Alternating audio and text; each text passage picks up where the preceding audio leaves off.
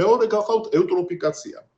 პირველი მე ხა ტემპერატურაზე ვისაუბრე კლიმატის ცვლილების გამო, მაგრამ ყველაზე რთული პრობლემა ჩვენისთვის არის ევტროფიკაცია, რომელიც იწვევს ყვავილობას წყალმცენარეების, ხომ? ეს ვისაც ახსოვს გრიგოლეთში რამდენიმე წლის წინ ქობულეთიდან აფხაზეთამდე იყო მთლიანად მოცული რამდენიმე ასეულ მეტრში და მართალი გითხრათ, ჩემი დამგეგმარებელი კოლეგები რომ მეკითხებოდნენ რისი ბრალია და რა არის, ვერ ვეუბნებოდი, იმიტომ რომ არანაირი გაზომვა არ არსებობს და ასე შემდეგ. მკვდარი ზონები ზღვაში, ეს რაღაცა ახალ სიტყვებს არ გეუნებით, dead zones, ნახეთ, ევტროფიკაცია იწვევს ჟანგბადის ნაკლებობას და ჟანგბადის ნაკლებობა იწვევს მკვდარ ზონებს.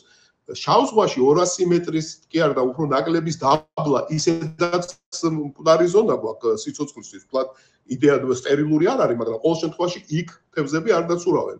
და ამას ემატება კიდე ევტროფიკაცია, რომელიც არის შავი ზღვის ყველაზე დიდი პრობლემა. მე ერთ თევზზე არ ვისაუბრებდი, ევტროფიკაციაზე ვისაუბრებდი და ამაზე არავინ არ საუბრობს. რაც იწვევს ბიომრავალფეროვნების სტრესს და ეს სტრესი გადაიზრდება მეთევზეობის სტრესში. და თუ ვინმეს ეჭვიეპარება, რომ მეთევზეობა სტრესის ქვეშ არის, თურქ მეთევზეებს კითხოს, ქართველი მეთევზეები არ აყვავს იმ ძარაოდენობით სამწუხაროდ ჩვენ წყლებში თურგი მეთევზეები ჭერენ 100-ჯერ მეტს. და ისეთი შეშფოთებულები არიან, რომ უკვე ხმამაღლად საუბრობენ ამაზე და თუ ჩვენი თავის თუ არ გვესმის და ჩვენი გაზომვებს თუ არ ვატარებთ და ჩვენ თვითონ თუ არ ვქვლით ამ ყველაფერს, თურქ მეთევზეებს კითხოთ, საერთოდ რატო იჭერენ ჩვენზე უფრო მეტ თევზს თურქები ჩვენ წყლებში, არ ვიცი, მაგრამ ეს სხვა საკითხია.